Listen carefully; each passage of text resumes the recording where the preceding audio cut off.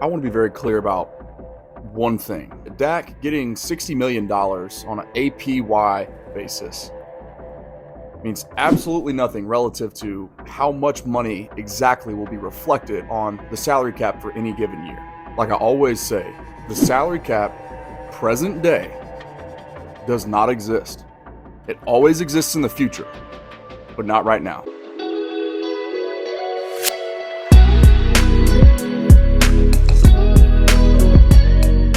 The salary cap and the salary cash that gets reflected onto the accounting are not the same thing. Now, briefly want to make sure that everyone's clear on the difference between contract extension and contract restructure.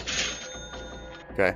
Initially, when I broke down how the Cowboys could go about creating $70 million of space rather seamlessly, I referenced Dak Prescott receiving a contract restructure because that would be the route that would provide the least resistance from the Cowboys side of things, right? There would be no negotiation involved, no agent involved within that process. There are 2 void years that are already built into the life of this current contract. 10 steps. Number 1, restructure Dak Prescott's contract, save about $21 million. Okay. A restructure would simply just spread out his money left to be paid for 2 additional void years. Whereas a contract extension gives them more than 2 years to spread out this money. But the difference is, and where it really hurts, if you do choose to restructure, essentially the Cowboys would be signaling, we're not looking to move forward with Dak Prescott because if you can still negotiate with him throughout the course of this season if you want to, but ultimately what would happen is he would end up being a free agent, and that's where things get really expensive because you've got multiple teams now and a bidding war. Okay, so a restructure, you got 2 extra years to minimize the damage, right? Dead money, basically, because Dak would play 1 more year and then you'd be paying for him not to be here for the next 2 years, 2025 and 2026. That's the difference, really. You can either pay for him to be here, a big chunk of money, or you can pay him a big chunk of money to not be here. And then you just do the whole, instability at the most important position thing that people just think that they can roll the dice and be good and replace Dak Prescott. I'm telling y'all right now, it's not that easy. People got it twisted out there, man. There's a lot of misinformation and skewed public opinion about the reality of this current situation with him. But then the last thing that I want people to think about is this. I can see a scenario. I wouldn't rule out if they do, in fact, restructure, right? Which, once again, more power to you. If that's the route that you think is best, that's the route the Cowboys ultimately end up going down, that's fine with me because I'm team all in on 2024 as well. So I'm not technically worried about the future. If I want them to do everything that they can to figure out this season and this season alone, I can't argue with that decision. I have no qualms there. But what I'm not seeing discussed is what if, they can't necessarily come to terms on the length and the life of a long-term extension, right? To provide them the relief to be able to spread out some of this money, this future damage out over the course of the lifetime of the contract, right? Todd France on Dak's behalf and the Cowboys on their own behalf, right? They can't necessarily agree. So they elect to go ahead and just flip the proverbial switch. Ultimately, they have to decide on what they're doing there on or before March 13th. They have to be cap compliant. So they're going to decide, okay, let's just restructure now, and then we can continue negotiating while he's still currently under contract with us throughout the remainder of this season. And, why not? Let's just we're both a little bit unsure about the future, right? But Dak's side of things now, they don't necessarily want to play the whole bet on yourself game again. To where if he has a terrible year this year, that's dangerous for his side of things because then all of a sudden, entering the free agency market when it's crucial to be playing well as you enter that, you could potentially be putting a lot of money on the line. Okay. So what if they just did a 1-year extension and just said, hey, let's go ahead and guarantee, X amount of dollars for 2025 as well. And then we can, figure out where to go in the future, right? That makes sense in my head for both parties, right? So now with that in mind, I want to make sure and circle back though, because I don't want this Dak Prescott contract negotiation thing to distract us from the real task at hand here, right? That's already a polarizing topic in and of itself. We've got the fan base, seemingly split 50-50 on it. But the most important thing to think about here is 2024. Okay, that's the year we know we got Dak for one more year, right? And we're trying to be all in on how do we maximize what we've got left and figure out how to get over that hump. The way is to once again pull out the credit card. And for those of you who still may not be totally clear on what I mean when I say that, the salary cap is infinitely rising. Okay, on average of just call it 10% every single year. This year it went up $30 million. So the whole purpose of the credit card thing is, as far as how the cap is managed, if you overspend, you can exceed the $255 million threshold if you're overpaying but deferring a little bit of that money down the road. Ask the Saints. So simply put, overpay this year by an extra 10%, kicking that extra 10% down the road. And then guess what? Next year, the salary cap is going to be, instead of $255 million, all of a sudden, it's $280. So that extra 10%, well, now look, it's pretty much taken care of itself. But then you just keep on doing that. Being all in, right? Take out the credit card. Forget what the $255 million cap says this year. Defer some of that money towards the future, and then the salary cap is going to help offset some of that anyway. It's exponentially going to increase. Now, let's talk about how this relates to free agency and what, some all-in type moves look like, okay? And for simplicity's sake, we're going to just continue with that $70 million number that we came up with a couple weeks back. And we're also going to assume that some people in the know are sensing momentum towards the Cowboys electing to restructure. But that's fine. That's perfect. That plays into what we had already presumed would be the easiest route anyway. Let's start there. Let's just assume, once again, simplicity's sake here, we got $70 million to spend in free agency. Okay. Here's why I think most of that has to be thrown on the defensive side of the ball. Right? Okay, just think about this logically. We're all in 2024. The defensive side of the ball is where we are most depleted, where we have the most ground to make up. Okay? If you're bringing in a veteran defensive coordinator, he needs veteran players that he can depend on to pick up his scheme right away and seamlessly transition, or as seamlessly as possible, into this specific year. You can't be depending on rookies to come in, i.e., remember, Mozzie Smith. He had a lot of trouble this past year with the acclimation period, okay? Not all those things are his fault. You need dependable players who know this league and they can pick up this scheme like that and not skip a beat. Plenty of able-bodied players, run-stopping type players at the defensive tackle position and at the linebacker position in free agency that are well beyond the term affordable.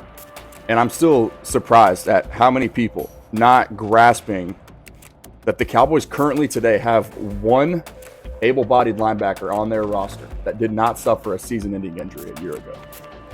That's Damone Clark. So if DeMarvion Overshown is a question mark for next year, which he is until further notice, you really have one guy right now that you can count on for next season to be 100% ready to go in training camp. So I'm always trying to view things objectively, but I'm also an optimist by nature. So I'll give DeMarvion Overshown the benefit of the doubt and say that he is going to be ready to go. Okay, that still leaves you three guys. All right. If I want to throw an asset at a guy at the linebacker position in the draft, absolutely, let's do that. But first, I want that security blanket. Give me two veterans. Because I still need three guys. I need 5 linebackers on my roster, ideally. Not 2, like we started the season with a year ago. And damn sure not 1 like we presently have. So that is probably some of the encouragement right there alone, which I'm okay with, actually, for Mike Zimmer and Mike McCarthy each to skip the combine, because there should be a sense of urgency placed on evaluating this free agent class and figuring out who and what they're going to spend it on. Yeah, it's not as big of an issue, in my personal opinion, as some people are making it out to be. Even though I do appreciate them holding this organization accountable, I'm trying to do that now myself as well. But Mike McCarthy is, he's not really overly involved in the talent evaluation and the roster building process anyways. I'm cool with Mike and Mike focusing on the scheme and the team, the veteran guys, and letting Will McClay and his staff handle the rest. Okay, that's cool with me. And this ain't new either. Mike McCarthy didn't show up to the combine last year either, and I didn't hear people making a big deal out of that. Okay. If you see more important tasks at hand, a deviation from the norm isn't always a bad thing. Remember, some of that conventional wisdom is precisely what led to their downfall this past year anyways, devaluing the linebacker position and so on. Think outside the box if that's what it takes. Right now, you're just seeing some clips from linebackers and defensive tackles, guys that I think make a ton of sense for this team. Guys that can play downhill, play in the box, and just understand gap integrity, who can diagnose, process, and react quickly and make tackles at or behind the line of scrimmage. There are plenty of guys in this free agent class that can do that. You're seeing some on your screen right now. There's no reason not to improve your roster beginning on March 13th on the defensive side of the ball. Once again, I need 2 linebackers, and I would love to have 2 defensive tackles as well. Bring back Jonathan Hankins if you want to, and then sign another guy in free agency if that's your 2 on top of Mozzie Smith and the rest of the bunch next year. Okay, you can sell me there. You got something to work with. All right, but ideally, 2 linebackers, 2 defensive tackles. No excuses. Okay, let's do one more real quick rundown of some of the best or most likely money-saving situations for current players on this roster. Okay, restructure Dak, save you roughly $20 million. Restructure Zach Martin, save you roughly $10 million. Post June 1 cut Michael Gallup, save you roughly $8 or $9 million. Extend CeeDee Lamb, save you roughly $10 million. That right there, like those, I gave you 10 examples of things that were likely to happen on my other video. That's 4 or 5 right there. That's, instantly $50 million. Once again, from this small YouTube channel. Okay. Don't let Catboy confuse you about how some of this stuff works, y'all. It's not as difficult as they want you to believe that it is. If you really want to be all in, the money ain't the excuse. Today's question of the day and guest feature is actually Jim Johnson. But real quick, I'm going to also acknowledge my guy Taj Fuller over here, who asked a perfect question as well. And the reason why I thought, it was so well played by him is because that's kind of been the whole purpose of this entire once weekly postmortem series that began about 6 weeks ago anyways. So that's I hope that I've done a decent enough job of trying to illustrate what exactly that is, but just in case that I haven't, and for the sake of this video as well, I'll repurpose some of those thoughts and answer Taj's question in as concise as I possibly can before we get back to Jim. If you were the owner, GM, what specifically would your all-in approach be to help get this team to the promised land? All-in, essentially, for me, can be summarized rather simply. And that's, do not be scared when that March 13th new league year comes around to pull out that credit card and do whatever it takes to add as much veteran help on the defensive side of the ball in free agency that you possibly can, right? Like I said earlier, show me 2 linebackers and show me 2 defensive tackles, and I'll show you an organization that is finally starting to get it. The Cowboys were a one-dimensional defense, okay? They need run stoppers. That's all in for me, is deviate from your norm, which they already kind of began to do last year a little bit, right? Continue that deviation. Vacate your comfort zone and swipe that credit card. So thank you to Taj once again for the question. And, just in case, man, that doesn't satisfy everything that you were looking for when asking that question, I did, like I said, I go into a lot more detail on just about all of that in this once weekly series. But if not, if that's all that you needed, I'm curious to know your thoughts. So now back to my guy Jim, and as you'll see here, this is actually number 2. The second part of his question is something that I had already planned on going back in and adding to this video anyway. So it's just absolutely perfect, right there along with his name. It's very relevant in recent Cowboys history, right? So Jim's a good follow, guys. He knows this stuff.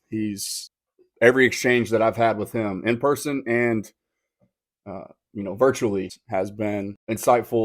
Who will be the Dallas free agents let go? But I think edge is actually a sneakier need for the Cowboys this year than most people realize. And so we'll start there. I think I personally want to bring back at least one of the two edge free agents between Dorrance Armstrong and Dante Fowler. My guess would be that if they had their preference, it would be Dante, just because I think he's going to be cheaper. He's 3 years older than Dorrance, and Dorrance was more productive in the sack department this past year. So his first time entering free agency, he's probably going to command a little bit more money. Same is true for the cornerback spot. Two of the three corners technically that are free agents. I want to bring back one of those guys, right? So you got Noah Igbenogany, he's gone. Between Stephon Gilmore and Jordan Lewis, I want to bring one of those guys back.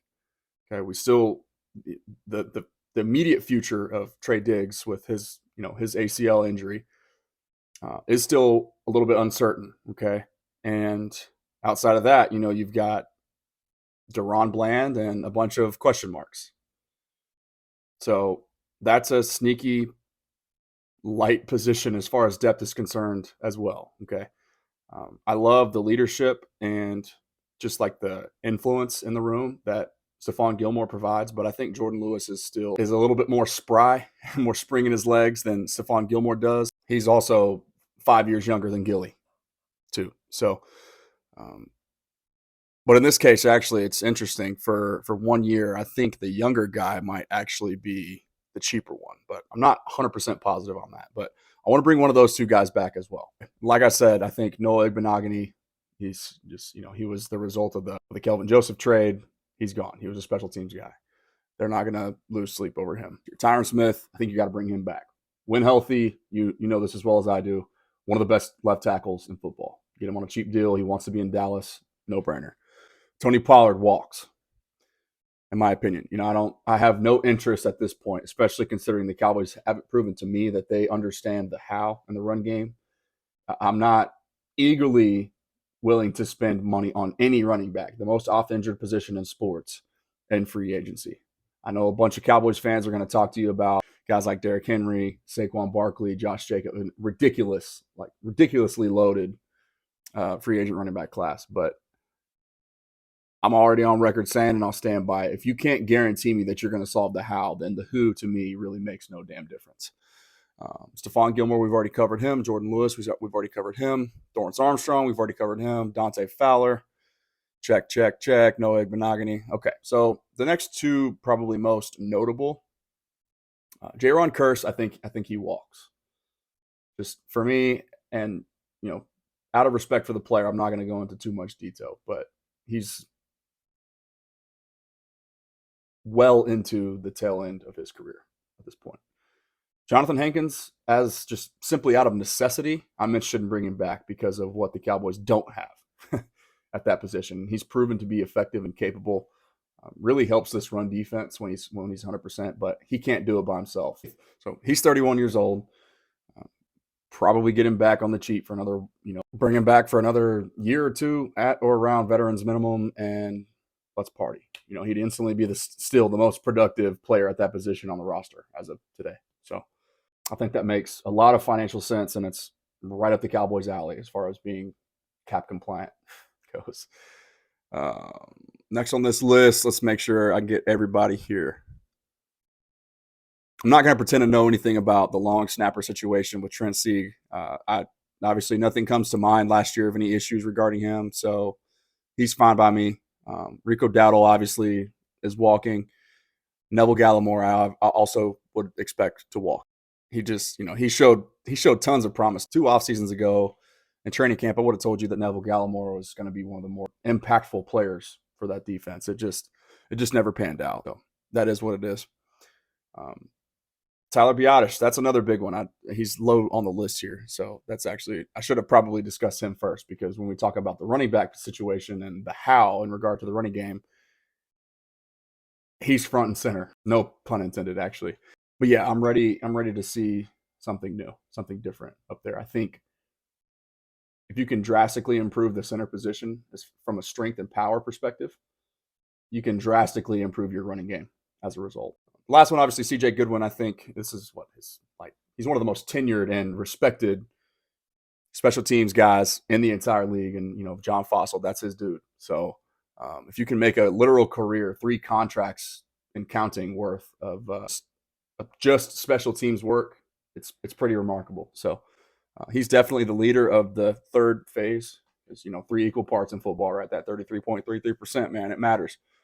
So fresh off the torn pectoral injury, assuming he's willing and able, I would imagine that he also comes back and stays put and continues to uh, be one of the best in the world at what he does. And second part of your question, man, what is the future for Trey Lance? And I think that is going to be completely up to him.